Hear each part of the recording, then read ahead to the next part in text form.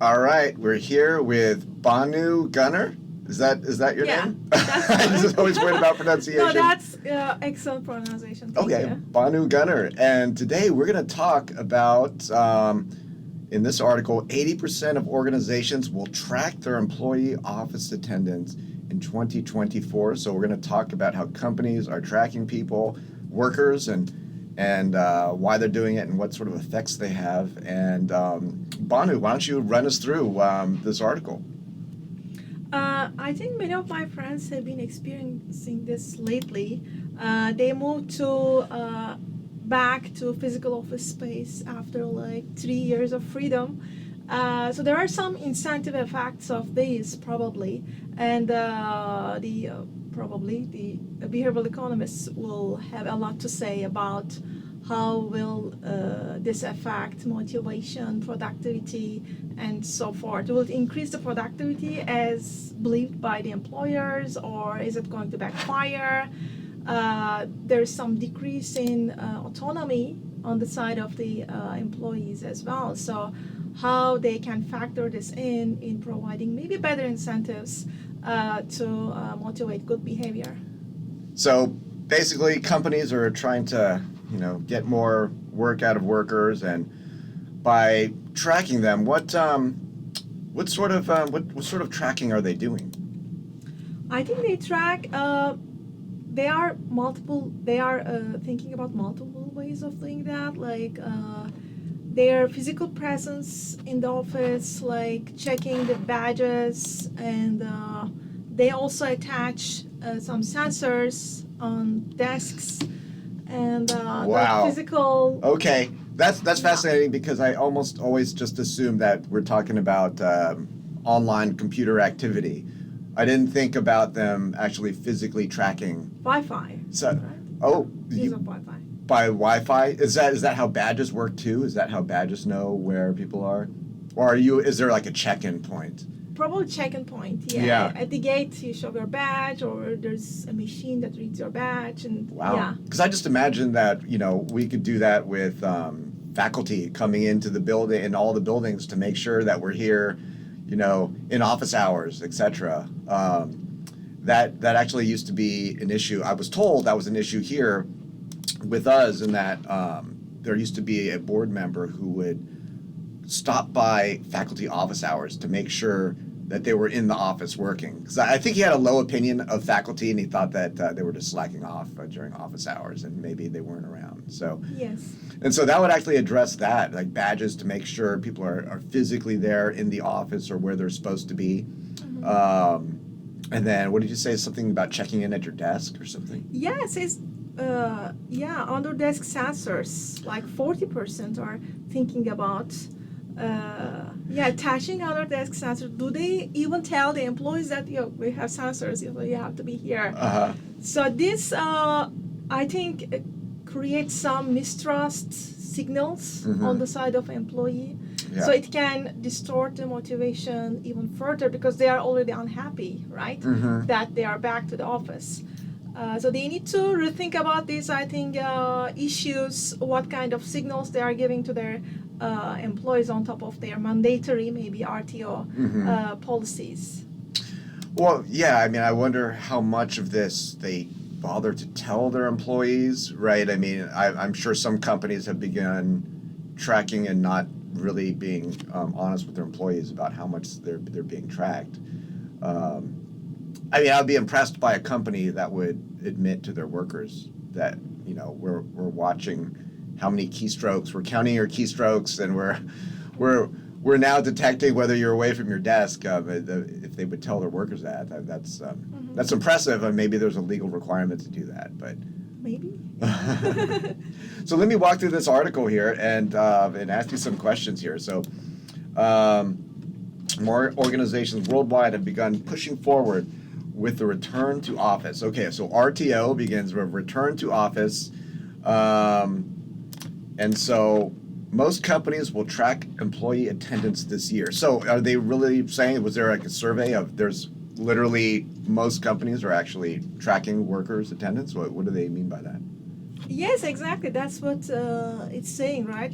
Yeah, they make it clear that we are going to track your attendance and you need to be here, like in my husband's company, so they have to be there like at least 10 days a month, right?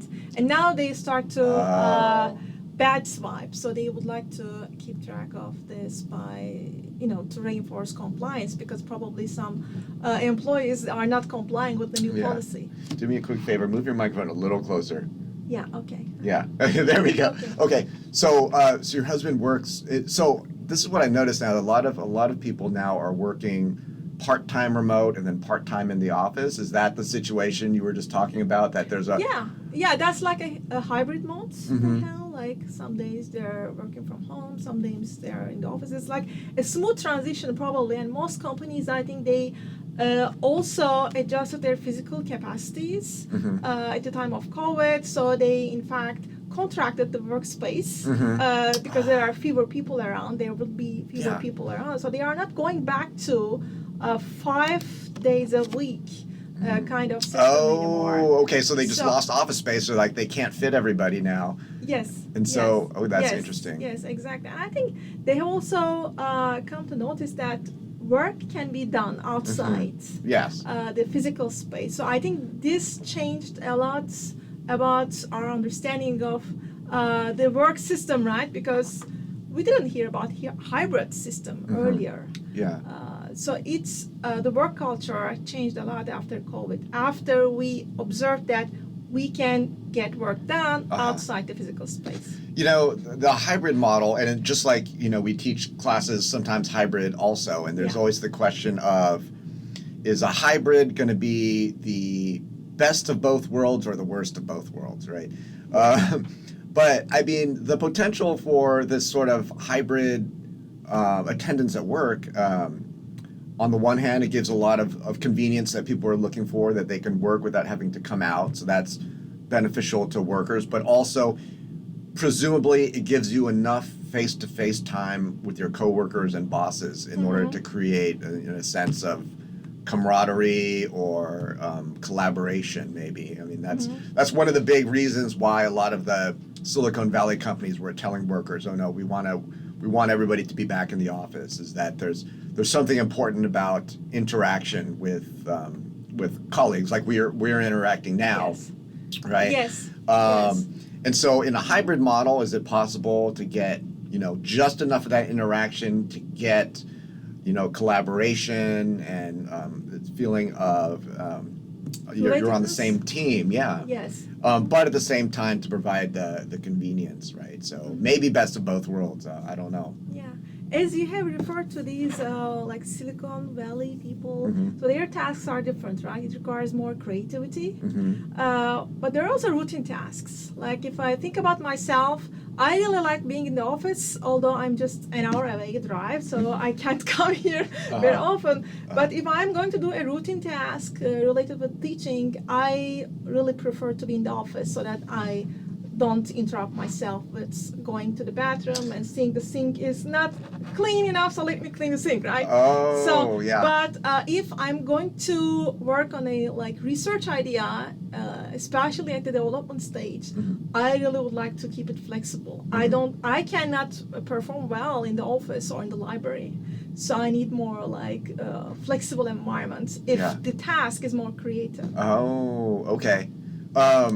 No, that's interesting how, you're right. Sometimes people do want an office space to work in. I mean, honestly, it is hard to get work done at home too. So, so it clarified for me what type of spaces you like for different types of tasks.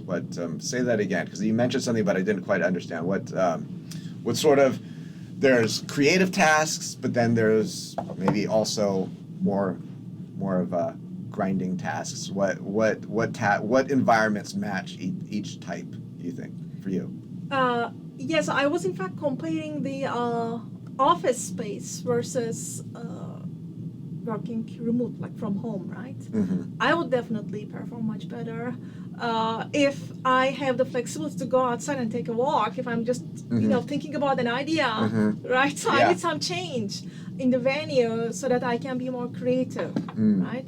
Or let me, I don't know, do something else and let me come back later. So maybe my brain subconsciously is working on the problem again while I'm doing something else. I can find the solution to that when I'm back.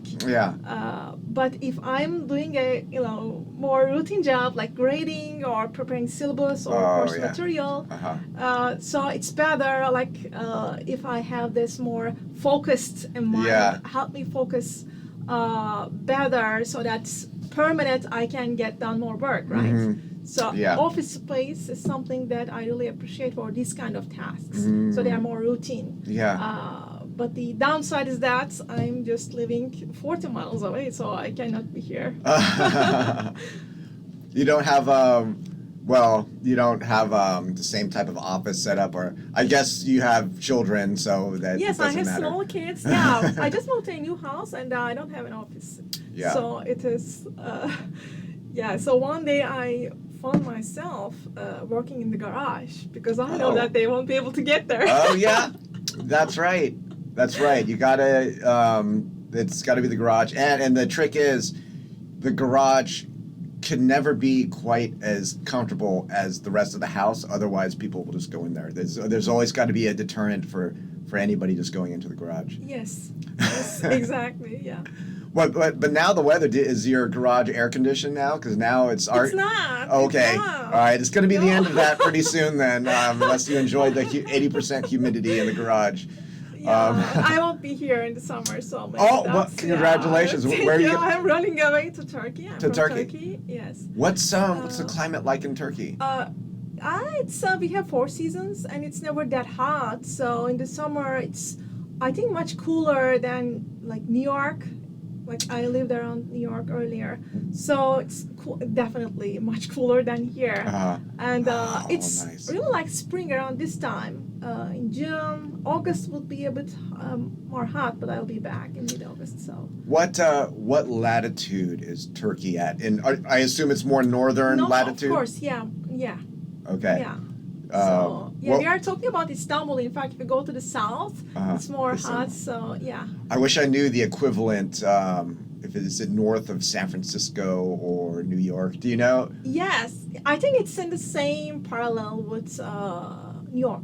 Okay. Yeah, but humidity is far less. Oh wow. We don't have the ocean. So. You're not by a body of water out there? But, that's true, but I think the humidity is not compatible with being next to the ocean. What ocean or sea are you next to? That's Marmara Sea, Black Sea. Black Sea. Yeah, Istanbul is bordering these two. I would just wildly guess that the Black Sea is deeper than the Gulf of Mexico. I mean, I would get because it's the shallowness, I think, of the Gulf. Thanks for teaching me. I had no idea. I'm just guessing. I could be totally wrong, but that's what I have to guess, right? It's always the shallow waters that get hot fast and then stay warm, and then so it's really right. It's the have you been out to Galveston much? Yes. Yeah, I mean it's I don't know. What do you think of the waters there? Of the beach. Have you been out? It's about murky. It's a little bit murky, but I wasn't expecting to find what we can find in Turkey, like in South beach. It's just gorgeous. The water temperature is just right. Like in July, really? August, but here it's like it feels like you're in Turkish bath. You know Turkish bath. Turkish bath, like it's very hot. Very hot. Is it warm? Yeah, it's so hot. It's hot stream water. Yes. So we went there last time in September. Galveston. I mean, I got thirsty in water. So it's completely different. Yeah. It's not like sea, like to our taste. So it's a different activity, fun activity we can do, but it's not like the sea experience we had. Yeah, I mean it's different. I mean I'm from California, and the Pacific Ocean is actually kind of cold. So I actually appreciated when I felt the Galveston water. I would rather have bath water than super cold, but I don't know what the Black Sea is like. But I think it's cold again. Oh yeah. Maybe not as cold as your ocean. I haven't been to the water. I visited San Diego only in California, but probably not the same. So back to our remote work. So I can imagine people doing remote work by the ocean or whatever. But now they're returning to work here. So What else do they say? I see a table here of companies that will track employee attendance this year. Okay. Oh, now I have. Let me pull up the page here on screen. So we have. They can do it by badge swipes. Manually. Oh gosh, that's like calling attendance in school. Exactly. It's like Albert, are you here? Albert, Banu, there you are, Banu.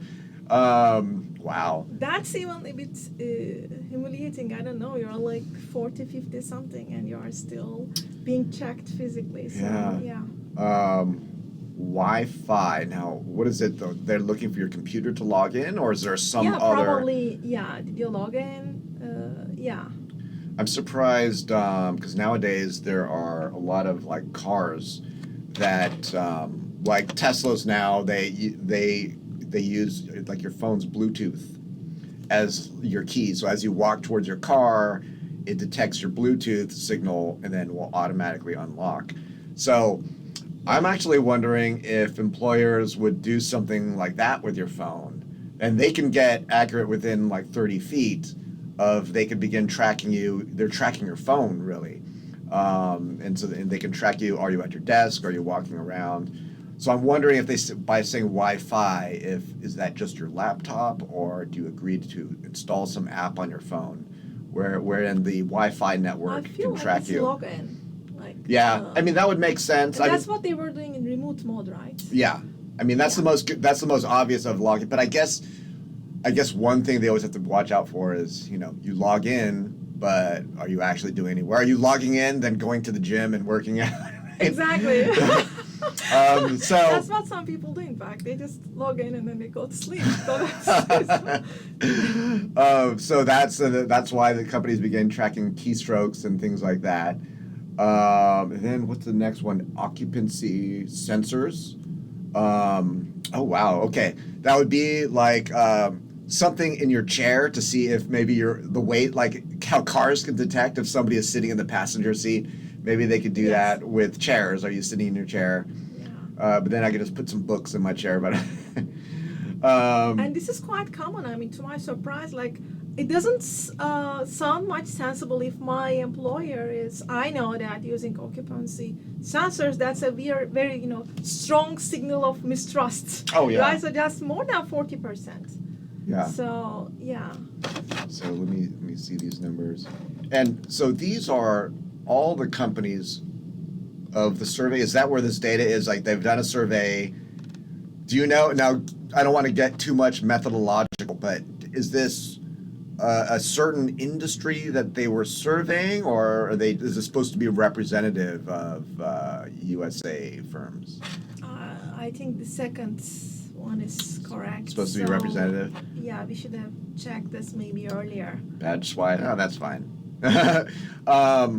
I can imagine because there's just so many.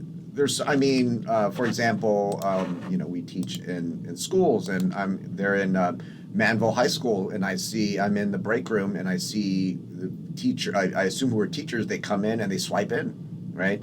So so faculty there. I assume they're faculty, but I'm in the room, and people are walking in to swipe in. So they are what is this? 60% of organizations that use badge swipes.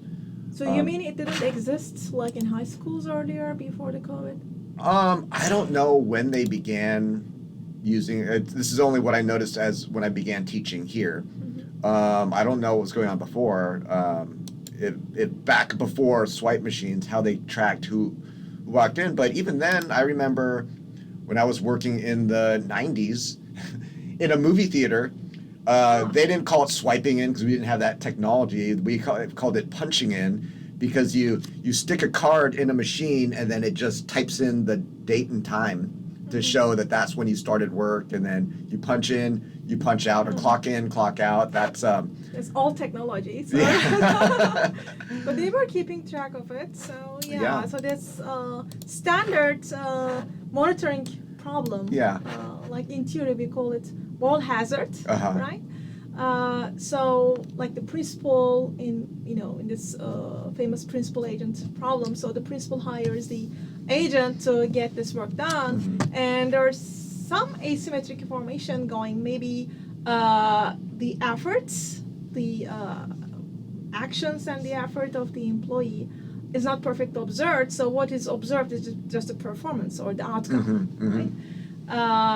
And on the other hand, there might be adverse selection issues where you don't observe the true type is like hardworking or the shirking type, right? Yeah. So it's really putting in the maximum efforts.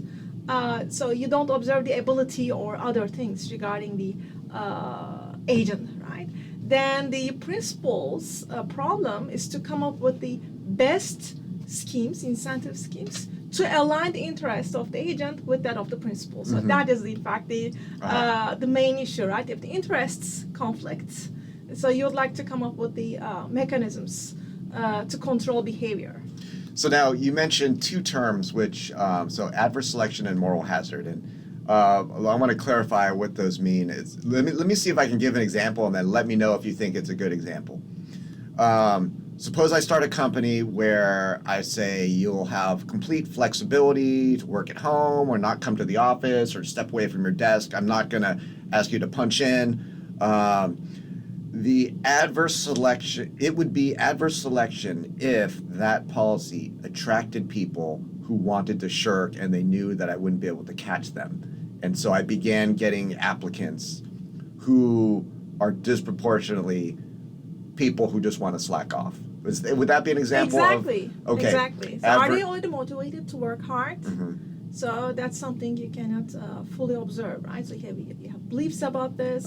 Maybe you try to measure the skills. You look at the references. Right? So these are just ways to imperfectly measure the skills or characteristics of the employee. So adverse selection is I'm attracting the wrong type of person. Moral hazard, on the other hand, now let me guess, because I've a lot of times I wasn't quite clear. Moral hazard is my system potentially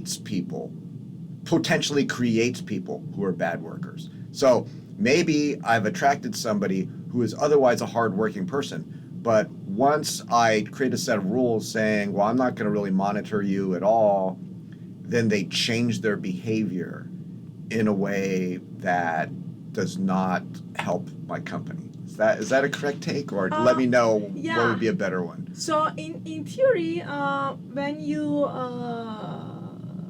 use moral hazard, you assume that the actions aren't perfectly observed. So the perfect monitoring is too costly, right? So what you can measure is just the outputs, and then you can decide whether she put in high effort or low effort, the maximum effort, or my first best effort, right? So is she taking the actions that I would like her to take, like being the most productive?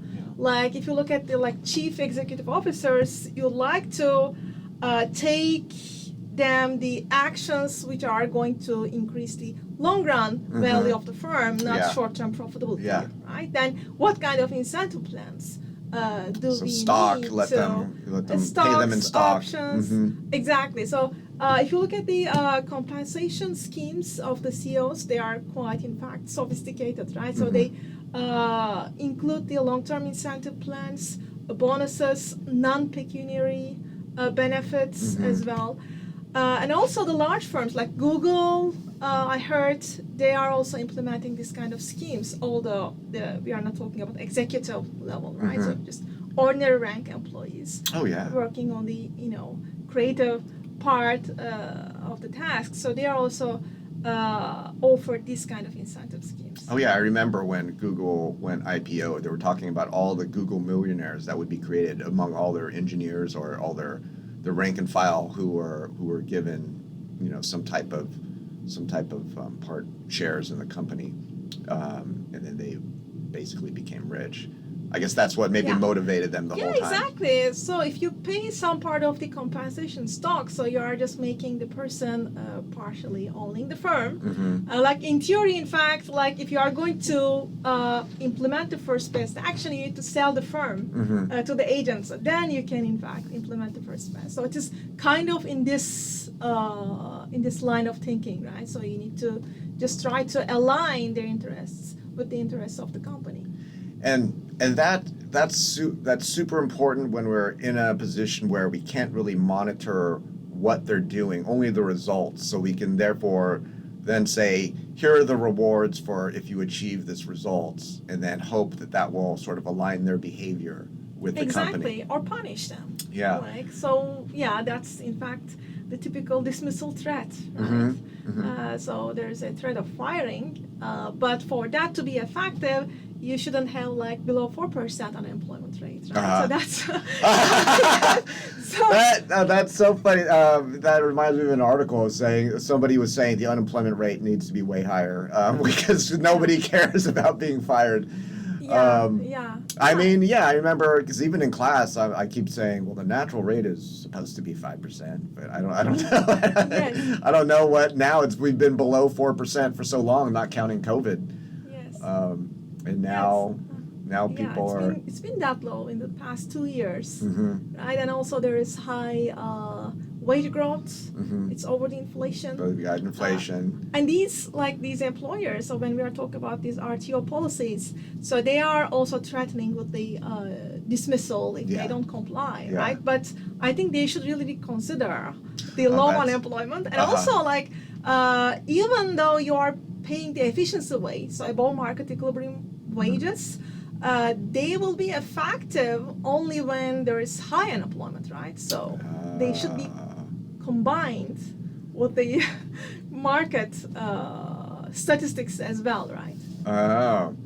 Well, so you really need to, in fact, if you are going to use the dismissal threat, the job should be valuable, like paying a high wage, and in the case of being fired, you won't be able to find a job immediately. That you are going to suffer. So. Yeah, I mean that's a question of how there's got to be more negative consequences to misbehavior or being dismissed. Almost like they need to work on a little mini pension system, like we withhold some of your wages and then you get it back after 3 months of good behavior or something. And so it's very similar to how companies will use pensions as as long as you don't misbehave, you'll get this pool of money of the pension. Yes. Maybe that would be a scheme. But the interesting thing here is that as companies move towards this stuff, the badge swipes, manual roll, Wi-Fi tracking, occupancy sensors, and as technology allows us to track workers more, does that mean companies don't have to engage in as much of solving the principal agent problem? I mean, there's less of a need to engage in profit sharing or anything like that if you could just monitor your workers just to make sure they're behaving. So as the normally you have to give CEOs and other people very generous incentives, right? Stock and profit sharing to get them to work hard, in part because it's hard to judge whether they're spending their time productively or not. You're sort of letting them to sort of putting on them to be productive. But for other workers, as long as we have technology to monitor them, does that mean that we just get rid of trying to align their incentives and just rely really just on dismissal threat? Right? How does the rise in technology affect how companies compensate workers, if anything? What would you think? I think it's just a way to reduce the moral hazard problem. It's always there, right? So you don't know how productive the person is, like exerting the maximum effort or not. So that's private information of the agent, right? So the remote just creates a higher level of moral hazard problem. Oh yeah. So there's no way, I think, to perfectly get rid of the moral hazard, even though they are present at the workplace. If you think about CEOs, it's not about like working harder or shirking, like being productive. It's more about the right actions that they need to take. Like sometimes the CEOs, they are prioritizing the market share, and take the actions accordingly. But shareholders, the principals, do not care much about that. They mostly care about the long run profitability of the firm, the value of the firm. Right? Yeah. Yeah. But these actions aren't necessarily bring about the best reputation to the CEO, right? Exactly. So let me see what else. So non-complying employees will face consequences, and then what were these consequences that non-complying employees might face? So I think dismissal is one issue. That's what some business leaders, including Elon Musk, argue that they need to, the employees need to be back in the office. That's what I think he said last year. Yeah. But so his lifestyle, he doesn't go home. In fact, he said in one interview like he's sleeping at Tesla or SpaceX. So like different preferences. Yeah. He has. So I think what the companies are also missing is the preferences of the workers. Right. So without really hurting the motivation for work, how can they make the employees willing to be back to work, right? So that's an issue that needs maybe behavioral economists' perspective. Well, I mean, yeah. There's a normal economist who would say, okay, how do we get them back to work? We need to provide them with a rational incentive and pay them more to come in, give them bonuses. And then the behavioral economics, that always struck me as almost appealing to irrationality. Yes. Things that are, but what would that be like? What would be, or maybe irrational or just emotional or based, like if you show up to work, whoever shows up to work first gets to pick their desk or something. I don't know if that would be. I don't know if that would be considered rational or. What a friend told me. In fact, they are now changing their work environment. Before they had their personal offices, but now it's common space. So you pick your own cubicle. Right? Pick your own. Then maybe they could deliberately make some cubicles better than others. And then and to incentivize people to come in on time. Photos and pictures. And then make the last cubicle is like an embarrassing one where, it's by the bathroom and everybody walks past you. Right? So you don't want to be, so you gotta give a very emotional reason for people to come to work.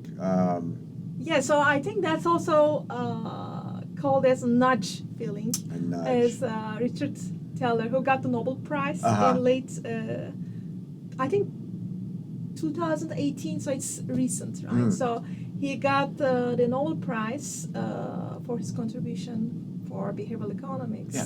Yeah. So he also explained that sometimes we take the risky actions because we consider the sunk costs. That we shouldn't, according to the rationality assumption, because the rationality assumes that you don't look back. You shouldn't look back, right? So you shouldn't take into account what you did in the past. Don't cry over the spilled milk, right? So that's rationality in the narrow definition. But that's not the case if you look at how people behave. Like, for example, in the case you have the free tickets to that event, and there's a snowstorm being expected, you don't want to go, you don't want to take the risk because it's free. But in case that you haven't purchased the ticket, you are more tempted to go, to take the risky action. I know, it's like we spent so much money, we've got to do it. And then, yes, but why is it rational that just because you paid for it that you feel that you have to go, but if it were free, then, it's kind of a waste. So why should that not make a difference? Although, if we tried to explain this to probably a lot of people, they wouldn't understand why it's a fallacy. This is my guess. I haven't taught this subject really. Yeah. No, me neither. Yeah. I'm just, I'm a latecomer to behavioral economics, so I'm trained as a neoclassical mainstream economist, and I wasn't completely aware of how the behavioral economics approach works until I went to Germany as a postdoctoral researcher, and then the whole department is behavioral economists. So it's not just one and two; it's just entire department. So it was the Department of Human Resources and Corporate Development. But they are economists. I'd be terrified to be in a department full of behavioral economists because they'd be like messing with my mind, like doing something. Like they're trying to nudge me to do something. Like Exactly, that's what happened to me. So in my first few months, I was going to these seminars. Like every week, there are like multiple seminars going around, and I was just sitting and understanding nothing. They make comments like, "Ah, that's framing, that's warm glow, that's what? Are you sure you're economists?" So yeah. Well, they're pointing out irrationality, right? That's what they're doing. Exactly. So in the narrowest definition of rationality, so we pursue self-interest. Our preferences are represented by utility functions, and they satisfy some axioms, right? We also take into account the constraints available. We can also perfectly digest the available information into decision making. So that's rationality. Being defined maybe early 20th century, which is the early years of neoclassical school of thought, right? And tons of work being done. Later, von Neumann Morgenstern also explained that if there's some risk, you try to maximize the expected utility, representing the payoff we get from our actions. But this really is based on the fact that the preferences can be represented by some utility function. For that, they need to satisfy some axioms like transitivity, completeness, and continuity, and etc. But then later, they figured out in fact, simple experiments in the field, well, the preferences are not complete, which is the very basic assumption, meaning that you cannot rank the alternatives in your mind. Like for example, maybe you heard about that experiment. So in the grocery store, they have like 5 or 10 varieties of different jams, right? And in the aisle, they're all being just sitting, and then the individuals were able to make a choice. They pick one and they leave.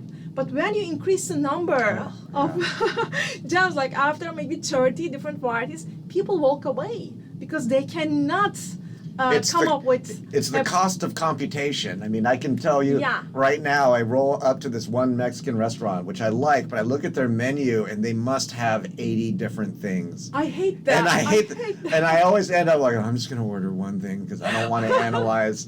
It's overwhelmed with choices available, right? So that's one very strong assumption of rationality, and the preferences can be represented by this way. But for a while, I think economists were quite impressed that we can apply a lot of mathematical modeling in understanding behavior using axiomatic approach, optimization techniques. I mean, that would be my first take. I mean, someone comes along and says, oh, but humans are irrational. I'm saying, well, can't you model the irrationality? Can't you insert a cost of computation into the optimization problem, right? Like, there's a budget constraint, but there's also a constraint to how many comparisons we can mentally make, and that limits us, or that could be represented as some type of disutility in the utility function. Why not do that, right? Is that something that they're trying to do, like to do optimization problems that include our irrationality, either as part of our preferences or our constraint? Yes, so behavioral economics, I think, is trying to do that.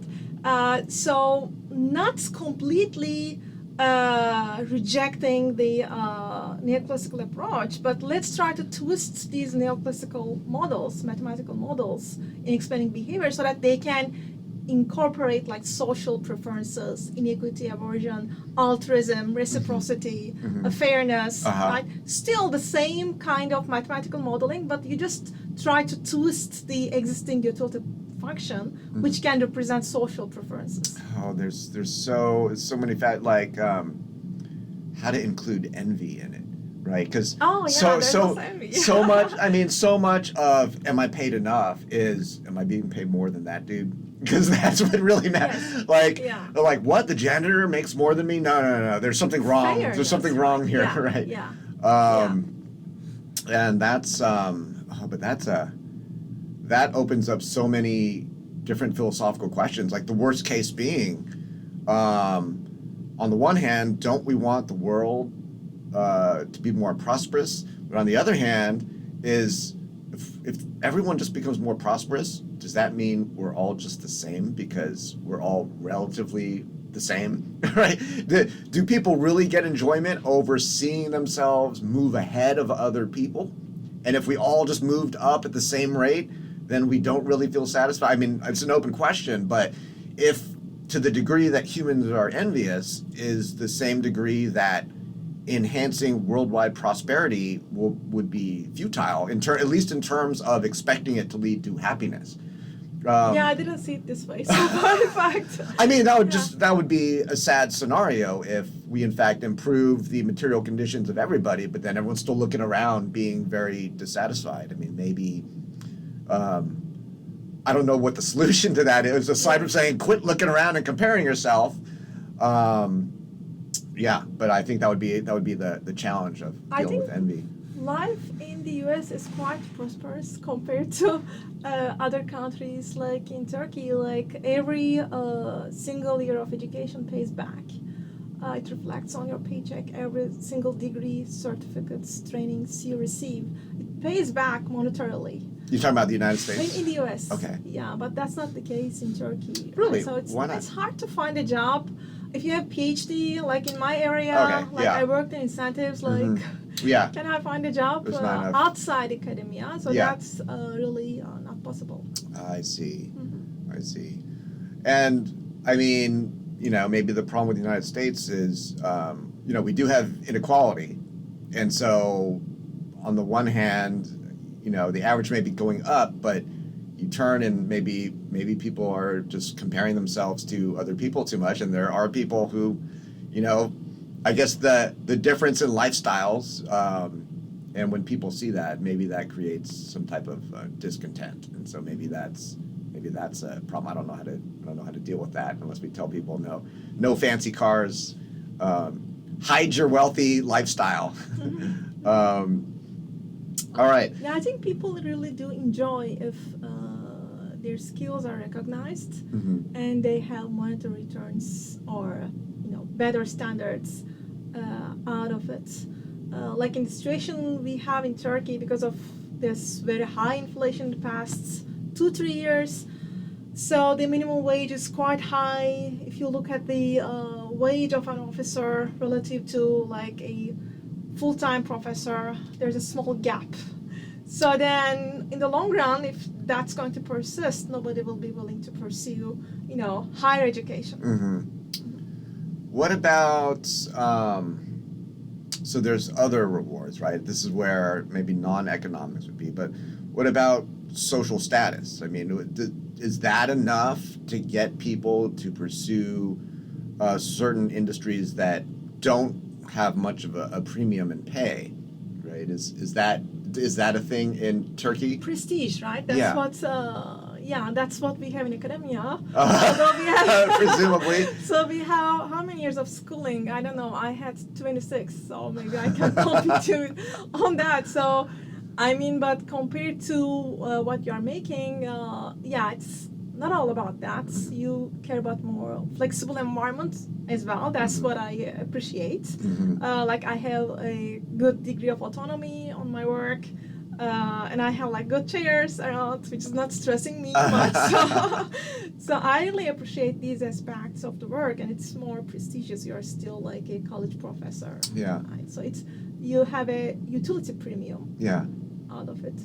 I mean, there's definitely more than just money involved. There has to be. I mean, because there are manual labor jobs that pay more than some jobs that require a college degree, and but manual labor is considered dirty and low status, which is why it's compensating differentials, right? I guess that shows that people are willing to sacrifice something in order to gain status, and so I guess one of the things they might do to try to pay people more is there a way? I guess that's why they do Employee of the Month, right? Like what sort of things, non-monetary things, could they do to make a worker happier, to make them feel more satisfied, and so they try to do that by acknowledging them through prestigious awards and Yes. recognition. Yes, but going back to these RTO policies, I believe, like they call it both all options stink, right? So that's a structural change. So they call it what? They call also that situation between devil and the deep blue sea. So, so is it an acceptable phrase? So Is it like it's difficult. Carrot and stick? Is that what the No. I mean, like, it's hard to make this structural change. So employers would like to, in fact, increase productivity, right? But then the norms have changed about like work culture and etc. So how can you just motivate these workers back so that it becomes again normal to be in the office and do the things that you should be doing?